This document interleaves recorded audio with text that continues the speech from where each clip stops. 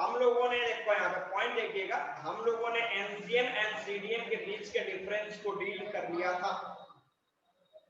हम लोगों ने डिस्कस कर लिया था कि ये क्वेश्चन आपके पूछे जा सकते हैं 5 मार्क्स में, कि differentiate between NCM and CDM, जिसमें मैंने आपको बता दिया था कि एनसीएम की शुरुआत, सीडीएम की शुरुआत, दोनों का फीचर्स, दोनों में किन लोगों ने पार्टिसिपेट किया, किसने पार्टिसिपेट नहीं किया, प्लस इस दोनों मूवमेंट का विड्रॉवल कैसे हुआ, ये सारे टॉपिक हम लोगों ने डील कर लिया है। ठीक है, तो एक कदम आगे आज हम लोग बात करें केवल सीडीएम, सिविल डिसओबीडियंस मूवमेंट के ऊपर फोकस कीजिएगा। तो इसमें मैंने आपको बता दिया था, ध्यान देना, मैंने बताया था क्या इसकी इच्छा, एक बात बताओ, चैट में आंसर करना, चैट में आंसर करना। Mahatma Gandhi wrote a letter to Lord Irwin stated 11 demand on what date? Fast reply में आंसर करो चैट में, कितने स्टूडेंट सीरियस है? सर एक बार और क्वेश्चन बोल दीजिए। वो गांधी ने लॉर्ड इरविन को लेटर कब लिखा? आंसर बता, चैट में आंसर करो, फास्ट चैट में आंसर करो। नोबडी, अभी तक किसी ने जवाब नहीं दिया, मतलब सीरियस बहुत ज्यादा आप लोग हैं।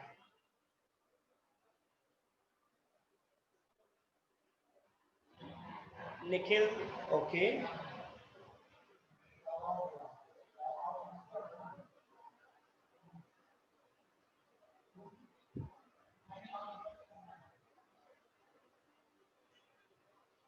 शुभम, राघवेंद्र,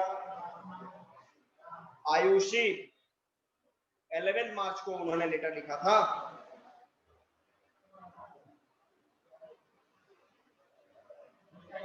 अनीस, आशीष 2 मार्च को।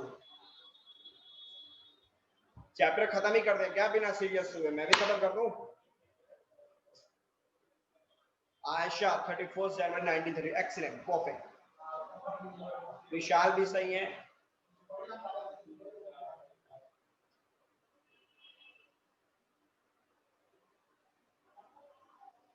इतना याद रखना कि रिवीजन का टाइम नहीं मिलेगा। अगर हमारे सेशन में, हमारे क्लास में अगर आप कंट्रोल नहीं कर पाओगे भैया, तो चांसेस बहुत कम है।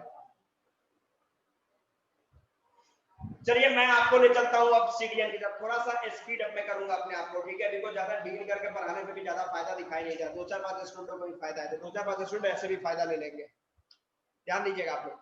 तो मैं आज आपका ये चैप्टर खत्म करने जा रहा हूँ। देखो हम लोगों ने बात कर लेते क्या इसकी 31 जनवरी 1930 was the year and date when Mahatma Gandhi wrote a letter to Lord Irwin stated 11 demand, and these all demands were just related to the interest of common people of our country. And 11 March was the last ultimatum date for Lord Irwin to accept these all demands. Otherwise, Mahatma Gandhi was ready to launch a nationwide movement.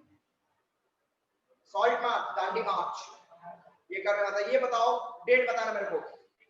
When did Mahatma Gandhi reach Dandi? Date, fast tell me.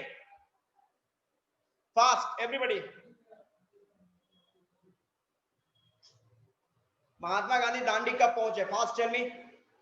Ashish perfect, Ayushi perfect, Agya okay okay, everybody सब सही है, excellent, perfect, everybody all are correct, सब सही है। चलो ठीक है, next हम लोग आगे बढ़ेंगे। तो भैया मैंने आपको बता दिया, ध्यान देना, पॉइंट फोकस कीजिएगा। मैंने आपको सिंपल सा पॉइंट बता दिया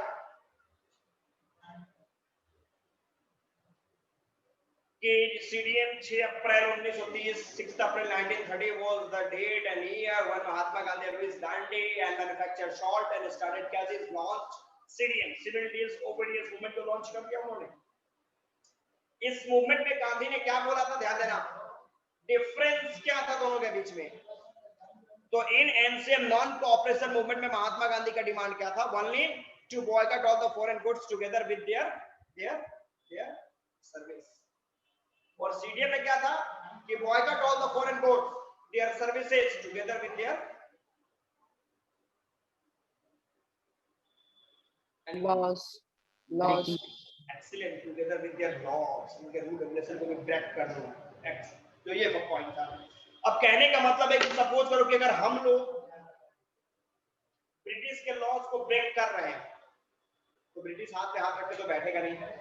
तो ब्रिटिश ने भी ब्रिचुअल वे यूज किया टू सप्रेस द मूवमेंट, जिसमें लाखों की संख्या में हमारे देश के लोगों को उसने अरेस्ट करा और जेल के अंदर थ्रो आउट करा। और उसी में दो आपके देश के महान, जो कह सकते हो कि गजब के फ्रीडम फाइटर थे, नाम उन्हीं दोनों, मतलब जिसमें पंडित नेहरू और अब्दुल गफ्फार खान, इन दोनों को भी लेके ब्रिटिश ने अगर जेल के अंदर एंट्री करा दिया।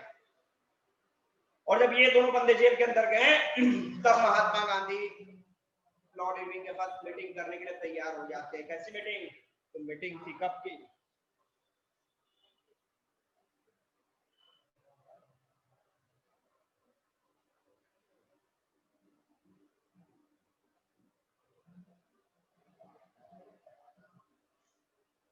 गांधी इरविन पैक्ट डेट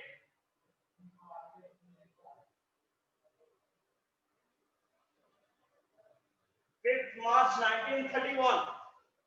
ध्यान रखना भैया, ये बड़ा इंपॉर्टेंट डेट बता रहा हूं मैं। तो ये क्या था, इस दिन क्या हुआ? तो an agreement was signed,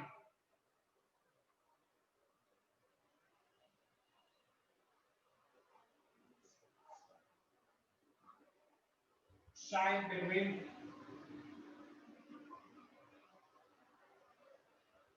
Lord Irwin and MG. ठीक है, एक एग्रीमेंट साइन हुआ। कैसा agreement? In this agreement both मतलब कौन? MG plus Lord Irwin were ready to accept the demand of each other.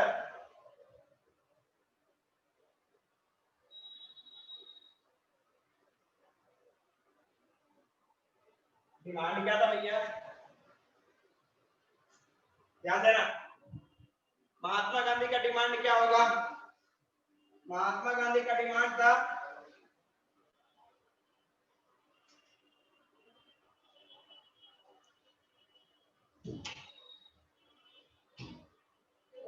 all political leader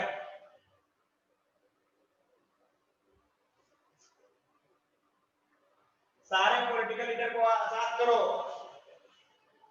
Lord Irwin का भी एक डिमांड था, ध्यान देना। लॉर्ड इरविन का डिमांड क्या था?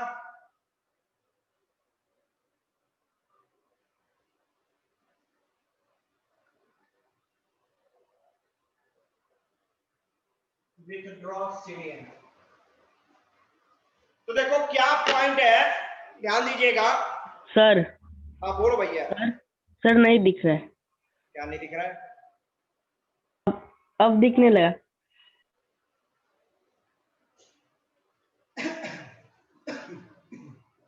देखो मैंने सिंपल सा पॉइंट बताया कि 5 मार्च 1931 was the date when an agreement was signed between MG, Mahatma Gandhi and Lord Irwin. In this agreement, both Gandhi and Lord Irwin were ready to accept the demand of each other. Demand क्या था दोनों का? तो Lord Irwin का demand क्या था? To withdraw CDM immediately, कि भैया जो सीडीएम स्टार्ट कर रहे हो उसको विथड्रॉ कर लो। तो महात्मा गांधी ने बोला चलो कोई दिक्कत नहीं, विथड्रॉ कर लेंगे। बट आपने जो हमारे लाखों की संख्या में पॉलिटिकल प्रिजनर को कैद कर रखा है उनको आप रिलीज कर दो, कोई दिक्कत। हमारे जितने पॉलिटिकल प्रिजनर जेल के अंदर है सबको आजाद करो। तो उन्होंने एक्सेप्ट कर लिया, both accepted the demand of each other. Student getting yes no? Yes sir. समझ रहे हैं आप लोग? यस नो बोलते जाना, केवल ध्यान देना, मैंने बोला भाई यस सर चलेगा। अब देखो कंडीशंस क्या हुआ। अब देखो यहाँ पे क्वेश्चन उठता है, महात्मा गांधी के इस डिसीजन पे क्वेश्चन मार्क आता है। ठीक है, मैंने बोला था कि एक बार शहीद मूवी देख लेना, बहुत कम स्टूडेंटों ने देखा होगा, बिकॉज बहुत कम ने देखा होगा। देखो मैंने बताया कि क्या आखिर इन दोनों के बीच, देखो गांधी के स्टेटमेंट में एक क्वेश्चन मार्क रहा। ठीक है, क्वेश्चन मार्क क्या था, ध्यान देना। भगत सिंह, सुखदेव एंड खुदीराम बोस, ये पॉलिटिकल प्रिजनर नहीं थे क्या? तो ये पॉलिटिकल प्रिजनर थे कि नहीं थे? Yes sir. इनको भी तो आपने जेल में बंद किया, क्यों? भी तो ये देश के आजाद कराने के लिए ये लोग मूवमेंट कर रहे थे, इनको भी तो आपने बंद किया था। कंडीशंस क्या था? गांधी का डिमांड है भाई release all political prisoner. All political prisoner में भगत सिंह, सुखदेव एंड राजगुरु ये नहीं आते थे क्या? आपने उनके बारे में एक लफ्ज तक नहीं बोला। आपने आजाद किसको कराया? पंडित नेहरू को आजाद करो भाई, अब्दुल गफ्फार खान को आजाद करो भाई, और दूसरे जो इनके कैटेगरी के सबको आजाद करो भाई। बट ये 3 बंदों के लिए आपने तक नहीं बोला। और यहां तक कि 24 को फांसी पड़ने वाली थी, एक दिन पहले 23 को फांसी देके इनके बॉडी को कहां पे जला दिया गया, दफना दिया, कुछ पता ही नहीं चला। क्वेश्चन मार्क तो उठेगा। मतलब हम बुक में नहीं दिया, बुक में तो एकदम नीचे क्यों लिखा है कि भाई ऐसे देशभक्त फिर कहां मिलने वाले हैं, लेकिन क्वेश्चन जो क्वेश्चन है नहीं है। बहुत सारे ऐसे स्टेटमेंट लिए गए उस समय कि उसके क्वेश्चन मार्क से, और हमें क्वेश्चन करना भी चाहिए, बिकॉज मैंने बताया था कि हिस्ट्री, सिविक्स, ये सब आपके क्या है, ये सब डिबेट के टॉपिक है, बट आप लोग डिबेट तो करोगे नहीं। सिविक्स में चलो, सिविक्स में डिबेट कराते हैं आप लोगों से। लास्ट लाइन देखो क्या है लास्ट में, मैंने बोला in this agreement both Mahatma Gandhi and Lord Irwin were ready to accept the demand of each other। महात्मा गांधी का डिमांड क्या था? Release all political prisoner, political leader, सब पॉलिटिकल प्रिजनर को आजाद करो। और लॉर्ड इरविन का डिमांड क्या था? विथड्रॉ सीडीएम को तुरंत विथड्रॉ कर लो। तो गांधी ने तो लॉर्ड इरविन के बात को मान लिया, मूवमेंट को विथड्रॉ कर लिया, मैं मूवमेंट विथड्रॉ कर लो। लॉर्ड इरविन ने आपकी बातों को माना क्या? नहीं। ये पॉइंट था, ये है गांधी इरविन पैक्ट। और इस 5 मार्च 1931 के बाद आपके देश से मूवमेंट विथड्रॉ खत्म हो गया, सीडीएम। इसके बाद गांधी को इनवाइट किया गया, कहां पे? लंदन, कि भैया आ जाओ, वहां पे मीटिंग ऑर्गेनाइज कर लेंगे, देखेंगे क्या क्या बदलाव चाहिए। 1932 महात्मा गांधी लंदन फ्लाइट पकड़ के चले जाते हैं, प्लेन से चले गए लंदन, वहां पे मीटिंग हुई, टेबल पे राउंड कॉन्फ्रेंस चल रहा है, बट वहां पे गांधी के स्टेटमेंट को नहीं माना गया। जैसे गांधी आते हैं रिटर्न ऑफिसर चले आए, और जब गांधी रिटर्न आते हैं, भैया ध्यान देना, तो देखा उन्होंने कि नेहरू और अब्दुल गफ्फार खान को फिर से जेल में एंट्री करा दिया गया है। तो इन्होंने बोला कि नहीं, मैं फिर से सीरियल कब स्टार्ट करूंगा। तो देश का जनता बेवकूफ है क्या? मुझे का तुम्हारे घर का वो डिनर और ब्रेकफास्ट और लंच है, कभी खाने पे बोला लिया आइए खाइए, दरवाजा लॉक कर दिया, नहीं है फिर गए, फिर अच्छा सॉरी माफ करिए, अगले बार फिर आ जाइए। देश को तुम अपना वो समझ रखा है, पॉकेट समझ रखा है इन द हैंड, कि जब चाहे मूवमेंट स्टार्ट करते हैं, जब चाहे मूवमेंट में पब्लिक बेवकूफ की तरह खड़ी है। जैसे मैं आज पॉलिटिकल पॉइंट में देख लो, आज आप देख लो आपके स्टेट बिहार में इलेक्शन चल रहे हैं, सारे पॉलिटिकल लीडर, मैं तो देख के ये बड़ा मेरे को हंसी आ रही है। एक लीडर, एक पॉलिटिकल पार्टी बोल रहा है कि हम जीते, हम सत्ता में आएंगे तो 10 लाख नौकरी देंगे, तो दूसरा बोल रहा है कि तुम 10 लाख, हम देखो 19 लाख देंगे, तो तीसरा के बोला हम सबको कलेक्टर बना देंगे, काम खत्म है। तो गजब गजब की बात है। मैंने लगता है कि यहाँ के लोग जो बेवकूफ है, उनको समझ में नहीं आता है, जो मन करे वो बोल दो। नहीं है, मैं जिस दिन लड़ूंगा इलेक्शन में बोलूंगा मैं सबको बिल गेट्स से बना दूंगा, काम खत्म, कब वोट होगी बोल दो, लोगों को मिलता भी है वोट। तो ये कंडीशंस गांधी जी का पॉइंट था। इन्होंने फिर से एक बार मूवमेंट को लॉन्च करने की बात की, भाई लॉर्ड इरविन तो हमारी बातों को माना ही है, फिर से लेकिन इन लोगों को जेल में एंट्री करा दिया। लेकिन इस बार दिस मूवमेंट जिसको वो रीलॉन्च करने जा रहे थे, उसने अपना मोमेंटम खो दिया था। अब लोगों को गांधी के ऊपर ट्रस्ट नहीं था, ना, ये बंदा ट्रस्टेबल नहीं है ना, इस पे ट्रस्ट 1% भी आप नहीं कर सकते। नॉन कोऑपरेशन जो पूरे नेशनल लेवल पे मूवमेंट चल रहा था, उसको विड्रॉ क्यों कर लिया आपने? 22 अंग्रेज मारे गए इसके वजह से। आपके जालियांवाला बाग में हजारों की संख्या में लोग मारे गए, वो आपको दिखाई नहीं दिया? 22 मारे गए, मूवमेंट विड्रॉ कर लिया। सीडीएम क्यों विड्रॉ कर लिया? नेहरू जी को जेल में, अरे भाई नेहरू जी को आजाद कराना पड़ेगा, क्या करा भाई, तो क्या करना है, मूवमेंट विड्रॉ कर लो, नेहरू जी को आजाद कर देंगे, चलो ठीक है आजाद कर दो, आजाद करा दिया गया। ये था गांधी जी का पूरा। खैर मैं ये नहीं बोलता, मैं तो उनका बहुत बड़ा रिस्पेक्ट करता हूँ, मैं हम लोग फॉलोवर है गांधी जी के, नो डाउट, बट कुछ मिस्टेक है जिसको बताना जरूरी है।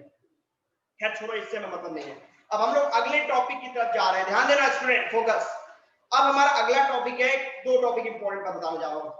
How different participants of the movement, देखना एनसीईआरटी बुक में दिया है पहला एक, और दूसरा है कि लिमिटेशन ऑफ सीडीएम, पॉइंट दोनों क्वेश्चन 3-3 नंबर के VBI क्वेश्चन है, दिमाग में रखना। इसको इरेज कर रहा हूं मैं। आप लोग क्वेश्चन पूछ सकते हैं, अगर अंदर कुछ क्वेश्चन है जो एक्चुअली कुछ हो जानने वाले, वो क्वेश्चन राइज कर सकते हैं।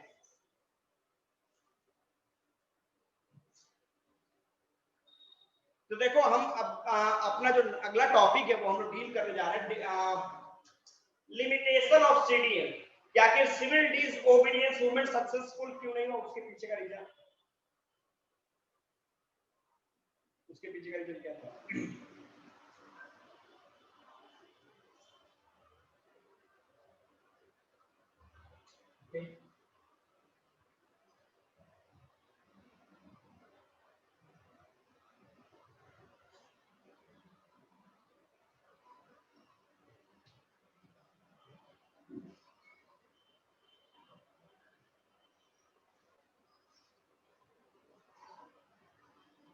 Important topic. आखिर CDM सक्सेसफुल क्यों नहीं हो पाया, इसके रीजन, अगर ये क्वेश्चन आपके एग्जाम में आता है कि describe the limitation of civil disobedience movement, answers कैसे लिखोगे, बड़ा सिंपल सा पॉइंट है। इसको भैया 3 भाग में बांट दो, बांटना तो 2 ही भाग में, बट एक भाग और बढ़ा दो, 3 भाग। पहले वाले में रख दो क्या चीज, अनटचेबल्स।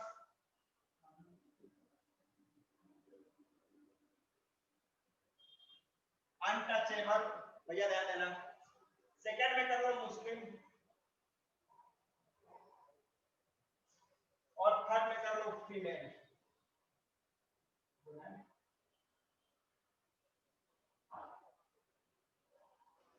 चॉइस रीजन भैया, ये 3 रीजन है जिसके वजह से आपका मूवमेंट सक्सेसफुल नहीं हो पाया, ध्यान देना।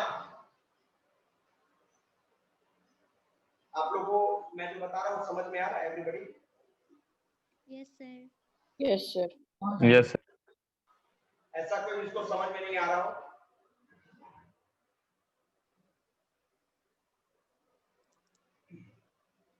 सबको फाइनल?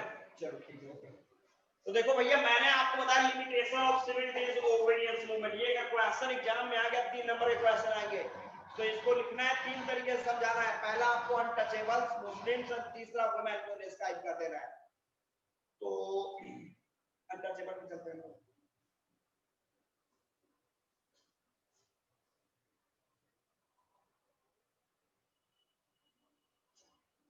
पहले इसको डिस्क्राइब करो, अनटचेबल, इसका क्या रोल था।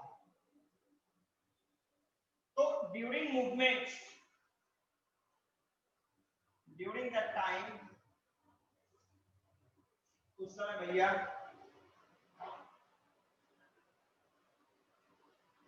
our society was divided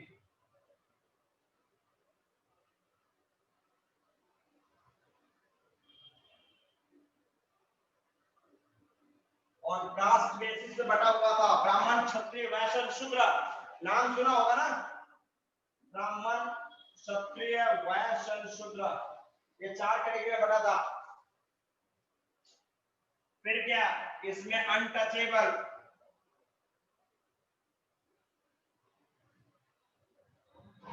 अच्छा एक बात सिंपल समझ लो, मैं तुमको और सिंपल तरीके से समझा दे रहा हूं, ध्यान देना। देखो कहने का पॉइंट है, ध्यान रखो मेरा ये पॉइंट को, कहने का पॉइंट है कि ये इंडिया है, ठीक है। इंडिया के ऊपर रूल कौन कर रहा है, इंग्लिश।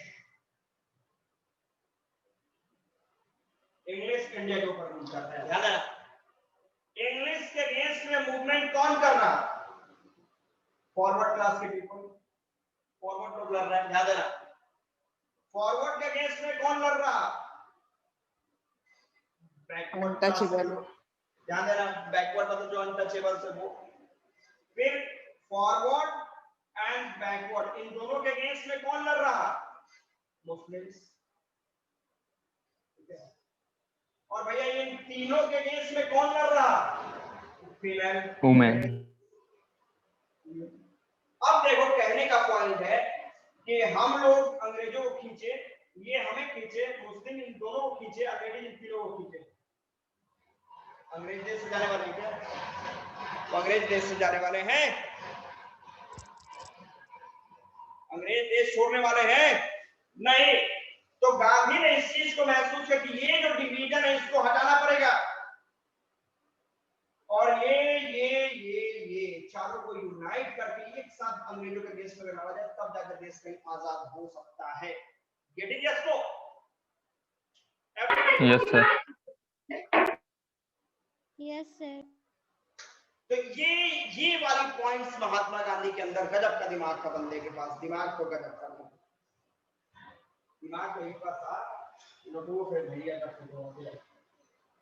सर VKBS क्या लिखे हैं? कहाँ लिखे हैं? वो ब्राह्मण है, क्षत्रिय है, वैश्य शूद्र है। पहले के टाइम में नहीं बना था तुम्हारा समाज, इसमें ब्राह्मण उपदेश देने का काम करते थे, आज भी कर रहे हैं। क्षत्रिय राज करने का काम करते थे, वैश्य बिजनेसमैन थे, शूद्र मतलब अनटचेबल, मतलब इनका काम, मतलब जो आपके क्लीननेस सफाई वफाई जो था वो काम था। पहले के टाइम में समाज बना हुआ था, लेकिन जमाना बदला, आगे हम लोग आते हैं। देखो तो ये अनटचेबल्स वर नॉट अलाउड।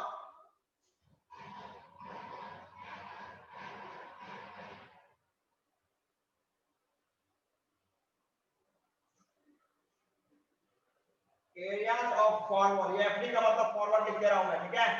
मतलब अगर फॉरवर्ड क्लास के लोग जिस जगह पे हैं, कास्ट के बाद मैंने basis, caste basis, forward class जिस कॉलोनी में रहते हैं उस कॉलोनी में आने का परमिशन नहीं था। जिस कुएं से पानी, 8 क्लास में तो आपने पढ़ा ही होगा कितनी ज्यादा अनटचेबिलिटी थी, समाज बटा हुआ था, मतलब they were discriminated in law, they didn't have any right, they were not allowed to go in those areas where forward class people were just living, they were not, they मतलब कौन, untouchables were not allowed to draw water from those wells from where forward class people were drawing water, गजब का untouchability था। तो महात्मा गांधी इस चीज को देख भाई, जब तक इन लोगों को यूनाइट नहीं करेंगे देश को आजादी मिलने वाली नहीं है, विकास को सर वो FD क्या लिखे है? FD फॉरवर्ड है रे भाई, बोला मैंने, पर दिक्कत हो जाएगी, तो पूरा फुल फॉर्म लिखना पड़ेगा मेरे को। FD का मतलब फॉरवर्ड समझ लो। आगे बढ़े? Yes sir. भैया ध्यान देना। तो untouchables were not allowed to come in those areas where forward class people were just living. आगे भैया क्या हुआ? आगे क्या हुआ? आगे महात्मा गांधी चले गए यहाँ पे MG, फिर महसूस किया, क्या महसूस किया? That without untouchables India could not get independent.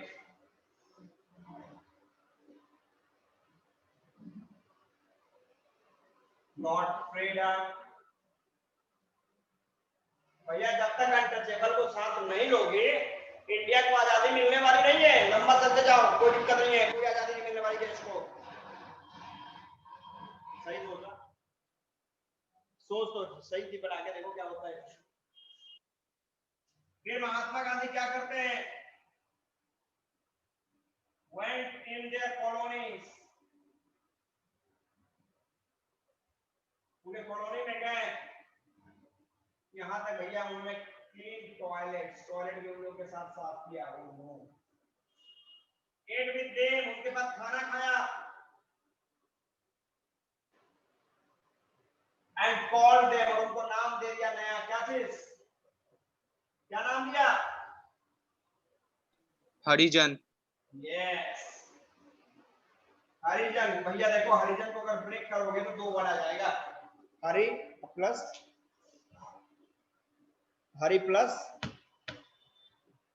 जन। जन हरि मतलब ऊपर वाला और जन मतलब नीचे वाला, मतलब ऊपर भगवान के जो बच्चे, ये जो अनटचेबल जिसको आप लोग बोल रहे हैं, गॉड के, they all are the son of God, भगवान के बेटे हैं। मतलब इन्होंने कोशिश किया उन लोगों को अपने पास यूनाइट करने के लिए कि वो लोग हमारे साथ आ जाए, बट ऐसा कुछ होने वाला नहीं था। अभी ये कुछ कोशिश करते तभी वहां पे एक धमाकेदार एंट्री के बाद बाबा साहब अम्बेडकर की एंट्री हो जाती है। नाम सुना है B.R. अम्बेडकर? Yes, sir. हाँ, डेंजर बंदे थे, देश का संविधान लिख दिया है, क्या बोलूं। तो देखो भैया यहाँ पे B.R.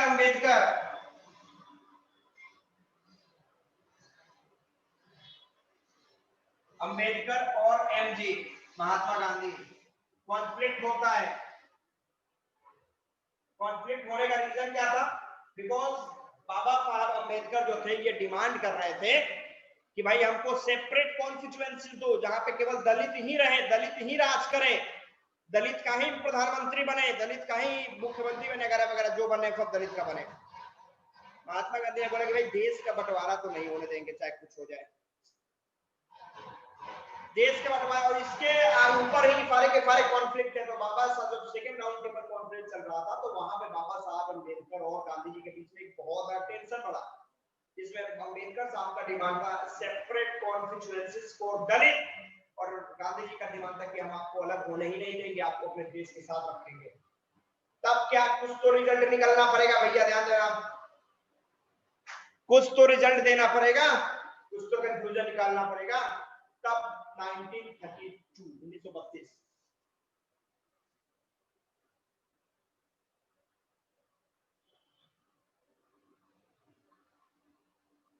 1932 क्या हुआ? पूना पैक्ट, जिसमें B.R. अम्बेडकर BRA कॉन्स्टिट्यूशन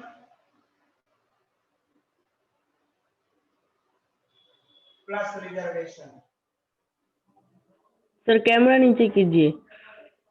भाई कुछ लिखा नहीं कि कैमरा नीचे कीजिए, ऊपर कीजिए, बोर्ड में नीचे ऊपर कर रहे हैं।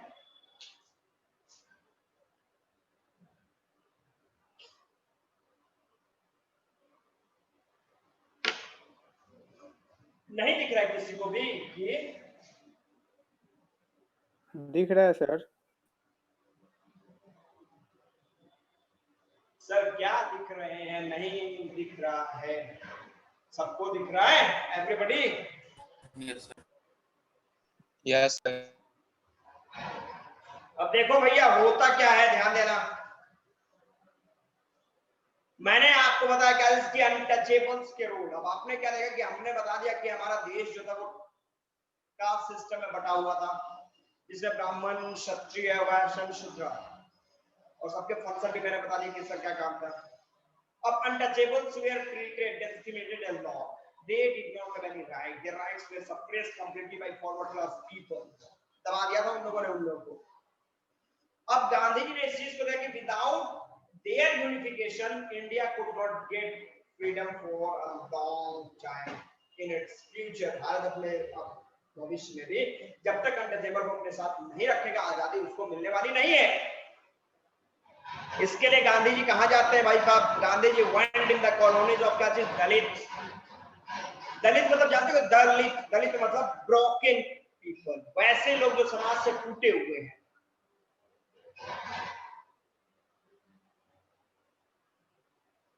तो दलित जो थे उनके बस्ती में जाते महात्मा गांधी, जाके उनके साथ सारा का सारा जो भी जिसमें महात्मा होता ना कि देखो कहा जाता है कि don't give lecture, represent yourself as an example. मैं आपको बोलूं भाई झूठ मत बोलो, झूठ मत बोलो, झूठ मत बोलो, झूठ मत बोलो, और मैं खुद दिन भर में 35 बार झूठ बोलता है, पकड़ेगा ना कभी ना कभी, मतलब कि दूसरे को भाषण देता बंदा खुद तो इतना झूठ बोलता। तो गांधी जी ने इस चीज को विश्वास किया कि भाषणबाजी नहीं, नो भाषण, ओनली राशन। तो भाषण देने पे काम नहीं, यहाँ पे एग्जांपल के रूप में रिप्रेजेंट, जो मैं चलता हूँ काम खत्म हो गया। तो ये कहे दलितों के बस्ती में वहां पे जाके देखा इन्होंने कि लोग क्यों इन लोगों को अनटचेबल कहते हैं, ये सफाई का काम करते हो, मैं भी सफाई का काम करूंगा। उन्होंने भी सफाई किया, बोला कि देखो तुम पूरा हिंदुस्तान मुझको फॉलो कर रहा, मैं इन लोगों को फॉलो कर रहा हूँ, तुम लोग मुझको सुप्रीम मानता, मैं इन लोगों को सुप्रीम मानता, जब मैं इनको सुप्रीम मानता तो तुम इनको सुप्रीम क्यों नहीं मानता? महात्मा गांधी का स्टेटमेंट था, ध्यान देना। उनके साथ खाते पीते हैं, प्लस और क्या, गांधी जी ने उनको एक नया नाम दे दिया, हरिजन। हरिजन, इन्हीं के नाम पे हरिजन एक्ट भी लागू है, ध्यान देना, स्लिप से पढ़ा जाएगा हरिजन एक्ट। बट ये यूनाइट उन लोग करते, इससे पहले इनके सामने बहुत बड़ा रोड़ा आई, बहुत बड़ा चैलेंज, बी आर अम्बेडकर जो थे वो सामने इनका वेट कर रहे थे कि आओ तो बताते हैं सेकंड राउंड टेबल कॉन्फ्रेंस में आ जाओ। जब टेबल राउंड कॉन्फ्रेंस चलने लगा तो वहां पे अम्बेडकर डायरेक्ट बोला कि भाई हमको तो कुछ नहीं चाहिए, हमको अपना सेपरेट कॉन्स्टिट्यूएंसी, सेपरेट स्टेट दे जहां पे केवल दलित ही रहेंगे और हम अपने तरीके से अपने सरकार चलाएंगे, काम करेंगे, किसी की दखलंदाजी हमारे ऊपर नहीं रहेगी। जिसके अगेंस्ट महात्मा गांधी स्टैंड हो गए और फास्टिंग पे भी चले गए। तो फिर ये पॉइंट है, गांधी जी का सबसे बड़ा हथियार जानते हो क्या था लड़ने के लिए? फास्टिंग, ना खाएंगे। क्या आज के घरों में देखो, कुछ डिमांड करो, अब बोलो कि हम नहीं खाएंगे, चल पक्का नहीं खाओगे, नहीं खाएंगे, चलो कम से कम 2-3 दिन मत खाओ, तो खाना पीना बचेगा।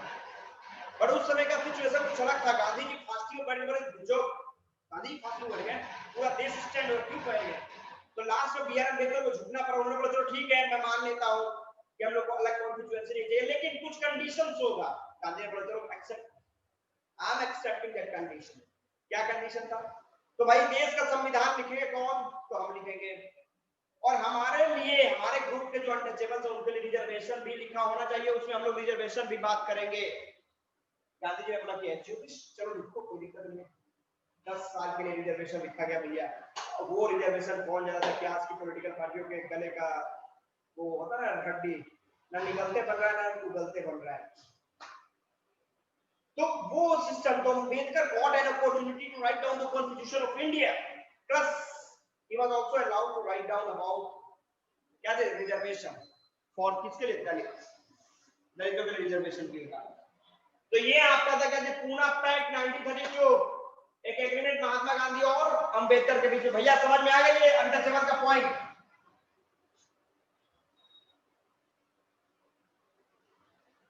एवरीबॉडी? Yes sir. वो अनटचेबल ने क्यों नहीं पार्टिसिपेट किया, ये तो क्लियर हो गया ना? Yes sir. आगे बढ़ जाए? Sir yes sir.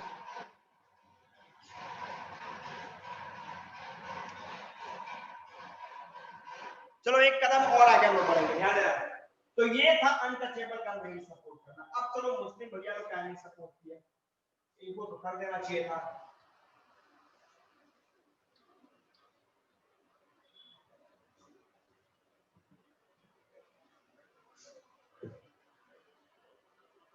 तो आपने देखा क्या इसकी नॉन कोऑपरेशन मूवमेंट, ध्यान देना मैं बात कर रहा हूं इन लोग, ये तो हो गया कि क्यों नहीं सपोर्ट इन लोगों ने। अब चलो इनकी बात, इन लोगों ने भी सीडीएम को सपोर्ट नहीं किया। रीजन कुछ था। पहला रीजन क्या था? Failure of NCM, non cooperation movement का फेल हो जाना, पहला रीजन था। दूसरा रीजन अनट्रस्ट रिलेशन,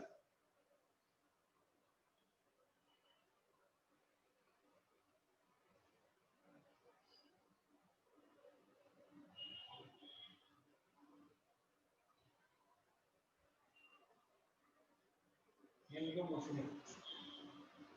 तीसरा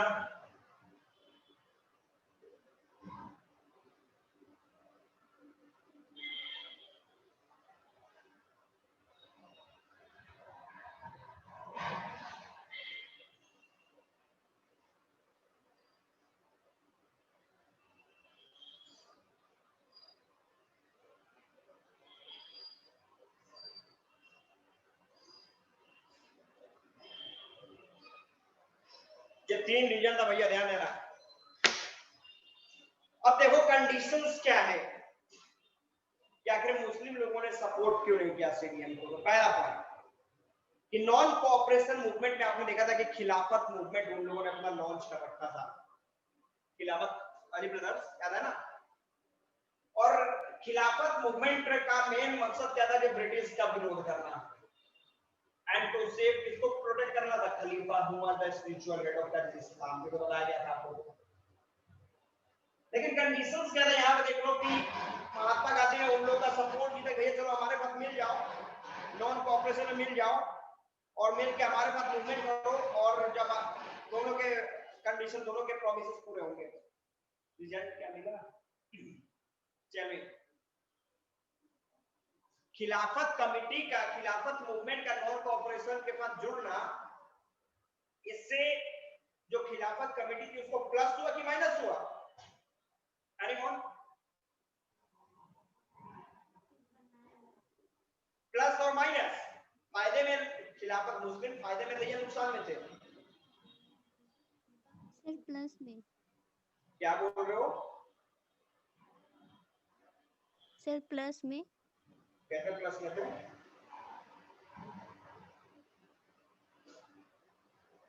नॉन कॉर्पोरेशन मूवमेंट से हमारे देश से कॉमन पीपल प्लस में थे कि माइनस में थे, ये बताओ। अरे जब मूवमेंट ही विड्रॉ कर लिया, मूवमेंट को सफलता ही नहीं मिली तो प्लस में कौन होगा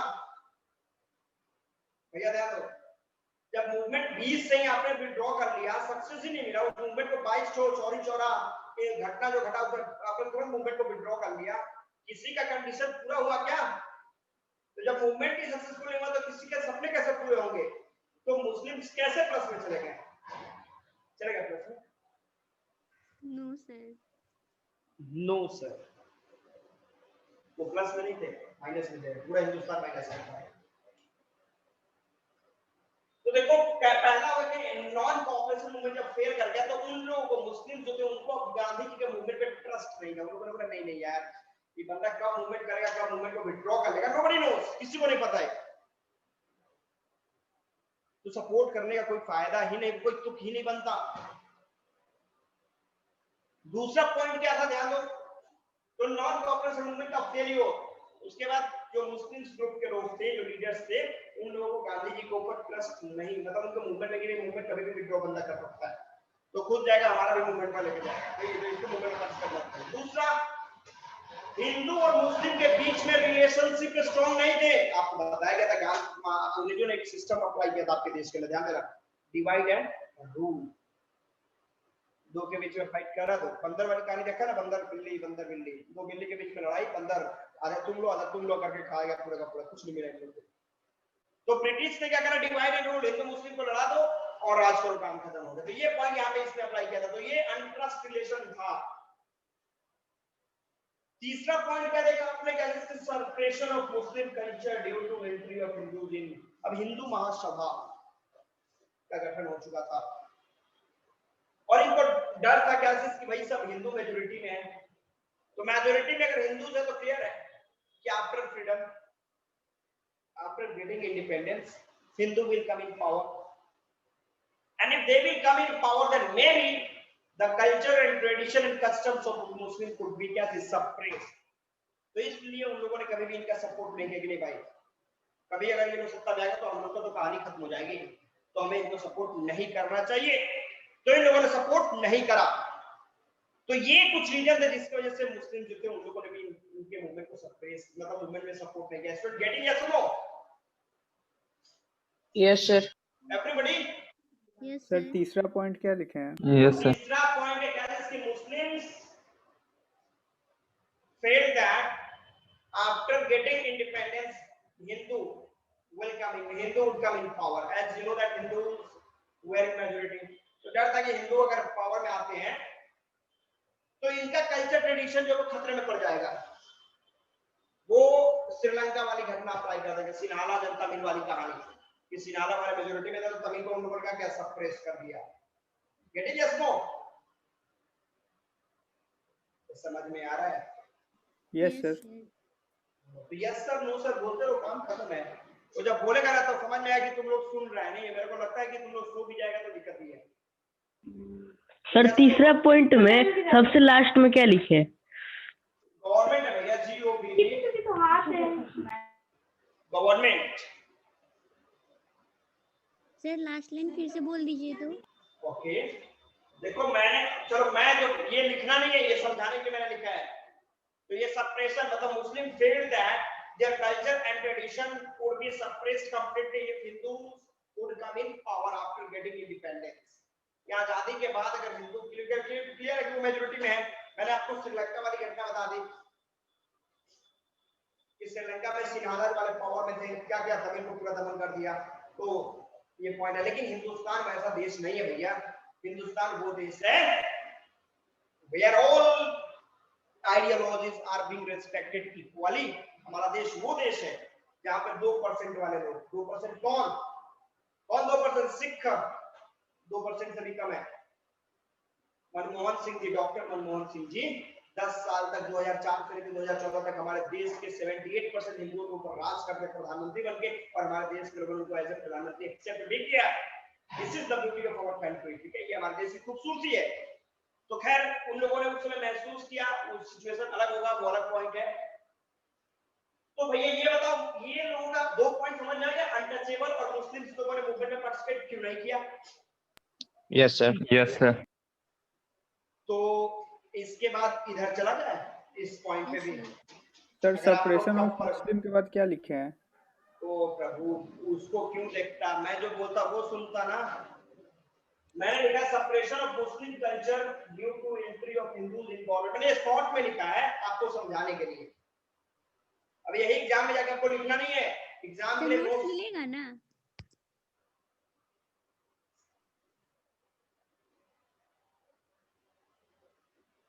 मिलना तो चाहिए, खैर वो तो बात की बात है, अभी आप समझिए। तो समझाने के बाद नोट्स भी देना पड़ेगा। Yes sir. मेरे को तो लगा कि भाई पर डील करके समझा दो स्टूडेंट को, स्टूडेंट खुद स्मार्ट है नोट्स तैयार करने में। अच्छा ये बताओ, जो फेडरलिज्म का नोट्स मिला वो नोट सही है ना? सर कुछ समझ में नहीं आ रहा है हमको। सर बहुत मिक्सअप उसमें दिया हुआ है सर। यस सर, बहुत ज्यादा कुछ समझ ही नहीं आ रहा है। ओ प्रभु वो समझने के लिए, अच्छा चलो ठीक है, अगर समझ नहीं आ रहा है तो क्या करेंगे हम लोग, क्या कर सकते हैं? तो फिर हम लोग जब सिविक्स का चैप्टर स्टार्ट करेंगे तो उसको मैं एक दिन स्क्रीन पे रखवाऊंगा और रखवा के एक पॉइंट समझा दूंगा आपको फेडरलिज्म का, ठीक है? Yes sir. ओके, तो भैया ये देखो एक बार पूजा का स्टेटमेंट एक बार फिर बता दो आप, चलो ठीक है। देखो पूजा मैंने आपको बताया क्या है कि देखो लिमिटेशन ऑफ सीडीएम, अगर एक क्वेश्चन एग्जाम में आ गया 3 नंबर का एक क्वेश्चन याद रखना, बगल में लिख लेना बीबीआई, मैंने लिखा भी और नहीं लिखा तो ठीक है भी हमने। तो इसमें देखो ये 3 पॉइंट आप आग मूड के डिस्क्राइब करना, जब भी लिमिटेशन पूछे 3 पॉइंट दिमाग में रखना। अच्छा पहले मेरे को अनटचेबल को डिस्क्राइब करना है, मुस्लिम्स को डिस्क्राइब करना है, वुमेन को डिस्क्राइब करना, काम खत्म हो गया। अनटचेबल को क्या डिस्क्राइब करोगे कि भैया आपने देखा कि ड्यूरिंग मूवमेंट क्या चीज उस समय 1947 के पहले आपका देश जो था वो कास्ट सिस्टम में बटा हुआ था, where untouchables they are unable to come in those areas where forward class people were just living. That's why they didn't trust in forward class people. So how will they support our movement that started against the British government? So that to unite untouchable with forward class people, heroes came forward whose name you know very well. Mahatma Gandhi entry करते हैं. He went in the colony of Kazakh Muslims and stayed with them, and he tried to represent himself as an example before the nation. He cleaned the toilet with them, he ate with them, and you know what? He called them all Harijan, means son of God. Yes, no? Yes, yes. But conditions क्या था कि trust नहीं हो पाया, B are Ambedkar की entry और minus plus start हो गया, वो मैंने बता दिया था आपको पूना पैक्ट में, ठीक है? अब मुस्लिम्स की बात करोगे तो आपने क्या देखा कि अब तो पहले ही देख लो कि ब्रिटिश जो थे, इंग्लिश जो थे, वो ये चाहते थे कि हिंदू मुस्लिम के बीच में कभी यूनिटी आए ही ना आए, हमेशा उन लोगों के बीच में एक दीवार वो लोग खड़ा करके रखना चाहते थे, ठीक है? डन। इसके लिए क्या हो भैया ध्यान देना। तो इसलिए आपको मैंने बताया मुस्लिम ने पार्टिसिपेट क्यों नहीं किया, तो आपने देखा कि जब नॉन कोऑपरेशन मूवमेंट में मुस्लिम लोगों ने गजब का पार्टिसिपेट किया था पूरा। बट ऐसा हुआ कि गांधी जी ने मूवमेंट को बिना कोई रीजन, बिना कोई कंक्लूजन का इफेक्ट विथड्रॉ कर लिया। आप लोगों ने बोला गेम है क्या, ये क्रिकेट मैच है कि वर्ल्ड कप में खेलने के लिए सचिन को बुला लिया गया, फिर जब क्रिकेट का जब बैटिंग का टाइम है तो सचिन भैया काम करो, तुम्हारा नाम लिस्ट से काट दिया गया, आगे बढ़ो। क्रिकेट नहीं ना, ये देश की बात, फ्यूचर की बात की जा रही है। आपके उस समय गांधी जो थे वो लीड रोल कर रहे थे मूवमेंट को, और आपका एक डिसीजन पूरे हिंदुस्तान को ईस्ट से वेस्ट घुमा दे रहा था। उस समय आपने बिना सोचे समझे मूवमेंट को विथड्रॉ कर लिया, चलो ठीक है कर लिया, कोई दिक्कत नहीं है। तो इन लोगों को ट्रस्ट है कि गांधी जी का कोई भी मूवमेंट सक्सेसफुल होगा, इसी गारंटी कौन लेगा? तो इसलिए उन लोगों ने उसमें पार्टिसिपेट नहीं किया भैया। ध्यान रखना। दूसरा क्या है ये पॉइंट रिलेशनशिप अनट्रस्ट था हिंदू मुस्लिम के बीच में। अभी भी देखिएगा उस तरह का सिचुएशन लोग आज पॉलिटिकल पार्टियां जो उस तरह का सिचुएशन क्रिएट कर देती है नहीं है। अभी इधर देख रहे हो क्या जिसकी मतलब क्या मैं आपको बता रहा हूँ कि हमारे कितने फ्रेंड्स हैं, बहुत सारे फ्रेंड हमारे जो कि हमारे सीसीएस में भी हैं, इसमें सीसीएस के जो बच्चे होंगे उसमें मसूद सर को जानते होंगे, अली सर को जानते होंगे, बहुत सारे लोग होंगे, तो बहुत सारे हमारे हम लोग का फ्रेंड है। तो कहने का मतलब है कि हम लोग फ्रेंड है, बट पॉलिटिकल पार्टियां क्या करती है जब भी इलेक्शन को कॉन्टेस्ट करें तो रिलीजन को ले लेंगे, भैया रिलीजन को लेकर तब उसको ऊपर इलेक्शन कॉन्टेस्ट करने से जैसे क्या होगा कि आपका समाज जो भागवत तक जाएगा। अभी देखो आपका समाज कैसे बढ़ रहा है, यादव जी लोग हैं भाई, यादव जी हम लोग हैं, तो जिसके बगल में यादव जी लिखा सारे लोग उसको बोल देंगे। मैंने देखा है 2-4 दिन पहले मैं छोड़ यहाँ पर आपको बता रहा हूँ, 2-4 दिन पहले मैंने देखा छपरा पे जितने लोग होंगे वो जानते होंगे कि बीजेपी से सीएन गुप्ता लड़ रहे हैं और आरजेडी से रणधीर सिंह लड़ रहे हैं। अब मैंने देखा उधर मैं घूमने के लिए गया, गोलगप्पे टाइप में कुछ खाने के लिए गया, तो देखा कि उधर लाठी अभी नहीं है, कुछ लोगों का ग्रुप है वो अपने में लाठी धड़ाम से मार रखा, वो बोले दूसरे को बोले भाई हो क्या रहा है भाई, तो ये बीजेपी वाले कैंडिडेट के लोग हैं, वो आरजेडी वाले दोनों अपने में मार कर रहे हैं। बोले बहुत बढ़िया, तो मार करो रोड पे, आप जीतेगा पर तो एसी कार में घूमेगा वो सब होता नहीं पर। तो वो उस समय अंग्रेज इस सिस्टम को यूज करते थे, आज हमारे पॉलिटिकल लीडर यूज करते हैं। उस समय ब्रिटिश आपके देश को डिवाइड एंड रूल करते थे, आज हमारे पॉलिटिकल लीडर करते हैं डिवाइड एंड रूल। वो तो केवल रिलीजन में बांटते थे, हिंदू मुस्लिम, हमारे यहाँ तो कास्ट में भी बांट दिया है, जाति में बांट दिया है, सिस्टम में बांट दिया नहीं है, और हम लोग पूरा ओपनली उसको सपोर्ट करते हैं। तो ये हमारे देश का सिस्टम है, ठीक है। जब सीरीज करोगे तो इस पे अलग डिस्कशन चलेगा, क्या अभी हम लोग इस पे हैं। तो ये सब पॉइंट है, मुझे लगता है कि ये 2 पॉइंट आप लोग समझ चुके हैं। तो आप लोग का परमिशन हो तो मैं एक कदम और आगे बढ़ जाऊं, विमेन की तरफ चलो कि नहीं चलूं? चलिए यस सर। तो वहां पे चलना है ना भाई, वहां तक हम लोग को नहीं चलना है। नहीं सर चलना है। चलो तो चलो इधर देख कर अब देखो लेडीज की बात करो भाई, ये बड़े मासूम लोग होते हैं, ठीक है। स्टार्टिंग से ही आपने गैजेट्स की अब आप देखो, अब एक चैप्टर आपके सिलेबस से हटा दिया, प्रिंट कल्चर, ठीक है। तो प्रिंट कल्चर जो चैप्टर था अगर वो आप पढ़ते लास्ट ईयर, आपको ये लास्ट ईयर पढ़ना था, लास्ट ईयर, इस साल 2 चैप्टर मेन चैप्टर को हटा दिया, रिमूव कर दिया। तो सीबीएसई यही कर रहा है, अब मेरे चैप्टर को सबको हटा देगा, तो बच्चों को बोलो कि घर जाए, स्कूल जाए, एग्जाम दे, चल दे, काम खत्म। तो सारे चैप्टर को जब डिलीट ही कर रहा है तो बच्चों को नॉलेज क्या मिलेगा? क्या देखो उस प्रिंट कल्चर में ये दिया है कि पहले के टाइम में हिंदूज और मुस्लिम वो अपनी लड़कियों को पढ़ाना नहीं चाहते थे, they didn't want to give them education, you know why? डराते थे, किस चीज से? मारपीट करके नहीं, तो हिंदूज डराते थे किस चीज को? देखो पॉइंट दिखाया गया है कि हिंदू जो थे वो बोलते थे कि अगर हमारी लड़कियां पढ़ लेंगी, जो लड़की पढ़ लेगी, ध्यान देना, जो लड़की पढ़ लेगी आफ्टर गेटिंग मैरिज विडो हो जाएगी, मतलब उसका हस्बैंड मर जाएगा, ले और पढ़ नहीं जाएगी, ऐसा प्रॉब्लम है तो कौन पढ़ नहीं जाएगा। तो हिंदूज कैसे डराते थे कि जो लड़की हिंदू रिलीजन में जो लड़की अगर स्टडी कर लेगी, एजुकेशन ले लेगी, आफ्टर गेटिंग मैरिज उसका हस्बैंड जो है वो डेथ कर जाएगा, वो विडो हो जाएगी। अब कोई बंदा कोई लड़की पढ़ने जा रही है तो कल्चर का डर दिखाया जाता था उनको, ट्रेडिशन का। आपने ये भी देखा है सती प्रथा, ये सब 8 में आप लोगों ने पढ़ा होगा, ठीक है। उसी तरीके से मुस्लिम लोगों ने भी अपनी लड़की को डरा कर रखा था कि नहीं पढ़ना नहीं है, उनका भी कुछ रीजन था, ठीक है, वो रीजन हम डिस्कस करेंगे। तो वीमेन जो थी इनके पास बहुत ज्यादा प्रॉब्लम था, ठीक है। तो कांग्रेस ने भी इस चीज को देखा, कांग्रेस ने कभी भी Congress did not allow women to take part in any movement actively. Sir Saudi Arab में तो अभी भी लड़कियां पढ़ने नहीं जाती हैं। और अब देखो मैं आपको बता दूं कि सऊदी अरब की बात कर लोगे तो उस देश की बात कैसे कर रहे हो, तब तो तुम नॉर्थ कोरिया की भी बात कर लो, तुम ईरान, इराक, सीरिया की भी बात कर लो, लीबिया की भी बात कर लो। तो देखो अभी भी देखो, हमने बोला कि पूरा वर्ल्ड को अगर ब्रेक कर दें तो 2 आइडियोलॉजी में पूरी दुनिया आज भी जी रही है। आपके देश में किया जाता है क्या? अलाउ। अभी आपने देखा एक मूवी चली थी दंगल, मेरे को बोलना नहीं चाहिए बट आप बोल रहे हो इसलिए बता रहा हूं, दंगल मूवी चली थी, उसमें वो जो गीता फोगाट का रोल जिस लड़की ने किया, कश्मीर की एक लड़की थी, आप लोगों ने अगर न्यूज देखा होगा तो उसमें देखा होगा। यस सर देखिए। तो उसमें क्या हुआ कि उसने जो रोल ले लिया था, तो आपके यहाँ आपके इंडिया में कई मुस्लिम ऑर्गेनाइजेशन जो थे उसके अगेंस्ट में खड़े हुए थे, बोले तुम कैसे एक्टिव कर सकती है, तुम्हारा ये कल्चर है, तुम्हारा ये है वो है, जिससे दैट है। तो देखो कंजर्वेटिव सोच हर जगह पे हो सकती है, ठीक है, वहीं पे बहुत सारे हम लोग देखते हैं कि हम लोग के यहाँ देखोगे तो बहुत सारी मुस्लिम लड़कियां हमारे यहाँ पढ़ने आती हैं। हम लोग मतलब है ना, तो बहुत सारे लोग हैं जिनके आइडियोलॉजी बदल चुके हैं, मेंटालिटी बदल चुकी है। तो मैंने बोला लिबरल एंड कंजर्वेटिव, दो सोच आज भी मौजूद है आपके समाज में, जिसमें लिबरल सोचते हैं कि भाई समय के साथ बदलाव होना चाहिए। अब इमेजिन करो कि हम लोग क्या करते हैं, भाई सब हमारा ये परंपरागत ड्रेस है, हम लोग इस यूनिफॉर्म को नहीं छोड़ सकते। भैया डॉक्टर बनेगा, आईएएस आईपीएस बनेगा, तो उस समय उसका ड्रेस नहीं पहनेगा क्या कि नहीं भाई हम परंपरागत, अगर हम हिंदू हैं, अगर हमारा तो धोती कुर्ता होगा ड्रेस, अगर बोलेगा पुलिस है लेकिन हम धोती कुर्ता पे जाकर चोर को पकड़ेंगे, ये पकड़ेंगे, पॉसिबल है? No sir.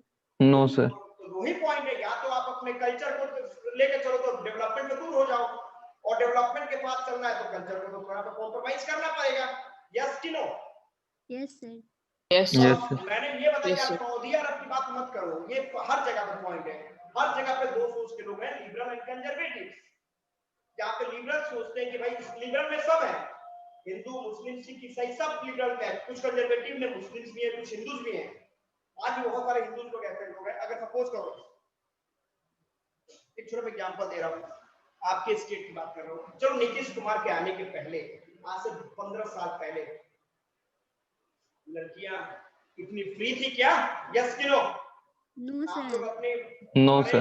जो No, 25-30 साल पुरानी लोग, जो दीदी होती माँ उनको पूछेंगे लड़कियां स्कूल में जाती थी क्या? नो। तो हमने क्या किया, गवर्नमेंट ने क्या करा कि भाई लोग यहाँ पे लड़कियों को लाना है, बाहर पढ़ाना है, because male and female both are half part of our society, without one we can not imagine about क्या इज अ डेवलप्ड सोसाइटी। तो दोनों लेडीज को लाना है बाहर, कैसे लाएंगे? तो गवर्नमेंट ने क्या करा, पहले ब्रेन, पेरेंट्स के ब्रेन को वॉश करो। तो उसने बोला कि जो लड़की 10th में फर्स्ट डिवीजन करेगी भैया, इतना 1000 रुपए मिलेगा, 10,000। सारा पेरेंट्स को बच्ची के फ्यूचर के लिए वो स्कूल भेजने लगा? नो, 10,000 के लिए भेजा कुछ भी है, लड़की को बाहर निकाला ना घर के। अब वो लड़कियां स्कूल जाना शुरू कर दी। अब गवर्नमेंट ने क्या करा कि भाई पेरेंट्स के ऊपर अगर बर्डन पड़ेगा तो लड़कियों को नहीं जाने देगा। तो free cycle, free books, free dress, free this, free that, सब चीज फ्री। प्लस फर्स्ट करके तो 1000 रुपए भी आ गया। पेरेंट्स ने लड़कियों को घर के बाहर निकाले, भाई चल फर्स्ट करके भाई, याद रखिए फर्स्ट करना है तुमको। फर्स्ट हो गया, लड़की टॉप कर गई, चलो घर में जाओ, काम खत्म, 10,000 रुपए मिल गया। गवर्नमेंट ने बोला गजब का मेंटालिटी है भाई, अब क्या करें? 12, हाँ 12 चल ठीक है। 12th में जो लड़की फर्स्ट करेगी 25,000 रुपए उसको दीजिएगा। अब लीजिए पेरेंट और माँ बाप को 25,000। अब क्या करें?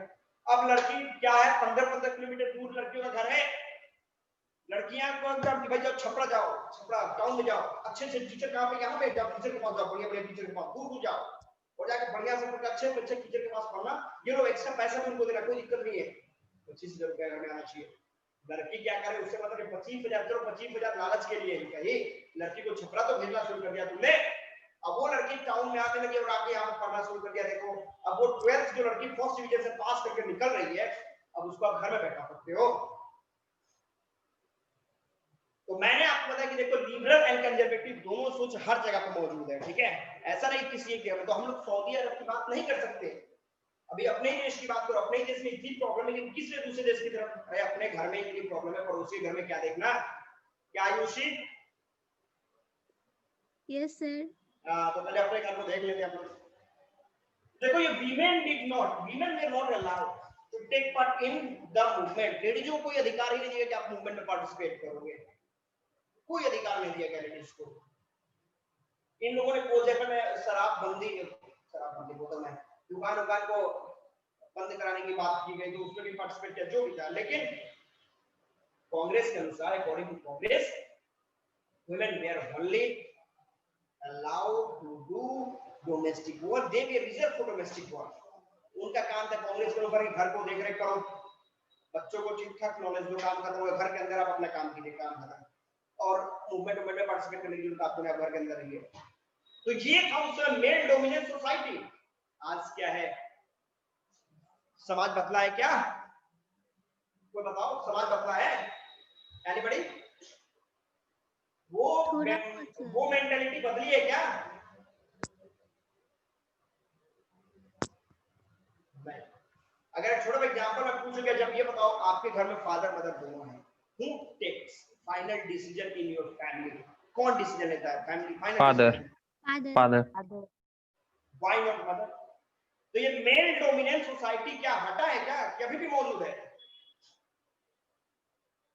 सर अभी भी है। तो हम कैसे, तो कहने का मतलब है कि हम लोग उस समय के सब प्रॉब्लम को समझते हैं, आज के प्रॉब्लम को हम लोग भूल रहे हैं। प्रॉब्लम तो आज भी वही है जो आज से 50-60 साल पहले था। मतलब फादर सारे डिसीजन ले सकते हैं, मदर नहीं। आपको लगता है कि वो इधर पे थोड़ा डाउन है, ऐसा कुछ है क्या? सर लेकिन कहीं कहीं मदर भी डिसीजन लेती है फादर के प्रेजेंट में, लेकिन मोस्टली सर फादर ही लेते हैं। आई am not talking about exception. अब सचिन तेंदुलकर फेल कर गया, मोदी जी चाय बेचते थे, देश के प्रधानमंत्री बन गए, तो क्या बोलते हो कि भाई फॉर क्या बात कर रहे हैं, चाय बेचने वाले सारे प्रधानमंत्री बने, तो तिवारी जी भी ये काम करना शुरू कर दें। तो exception I am not talking about, आपको मैंने पहले ही बताया कि exceptions are only examples. Exception को देख के आप मेजॉरिटी को कंपेयर नहीं कर सकते। 1-2% लोग ही पर हमारे घर में तो मम्मी सारा डिसीजन लेती है। अच्छा, तो पापा क्या करते हैं? किचन में काम करते हैं, मम्मी करते हैं। सारे सोशल एक्टिविटीज में पार्टिसिपेट कौन करता है? और एक छोटा आपका समाज भी देख लो कितना बेहतरीन है, आपका सोसाइटी भी देख लो। अगर आपके घर में फादर मदर दोनों हैं, फादर घर में बैठे हैं, अगर बाहर कोई काम हो रहा है, उसमें कोई डिसीजन लेना है, अगर मदर आकर डिसीजन लेने, देखो समाज का मेंटालिटी है, बच्चा गैर से घर के डिसीजन तो लेडीज ले लिया, मेल को क्या कर रहा है? ठीक है, उनको ये नहीं समझ में आ रहा है कि there is no any difference between male and female, both are the half part of that family. उस फैमिली के दोनों आधे पार्ट है। अगर 50% डिसीजन इनको लेना है तो 50% डिसीजन उनको। अगर वो सपोज करो कि फादर अगर बाहर के एक्सटर्नल अफेयर को देख रहे हैं, तो होम मिनिस्टर कौन है? मदर। सबसे पावर ज्यादा उन्हीं के पास होता है, याद रखना। तो भैया ये सारे पॉइंट्स हैं। तो एक्चुअली आज हम लोगों ने डिस्कस करा limitation of civil disobedience movement. अब ये मेरे को बताओ कि इस टॉपिक में किसी को और कहीं कोई प्रॉब्लम, या फिर बैक से कोई टॉपिक में किसी को कोई प्रॉब्लम तो वो पूछ सकते हो। Any question from back? एक बार फिर से मैं रिकैप आपको करा दूं, इंपॉर्टेंट क्वेश्चन ध्यान देना।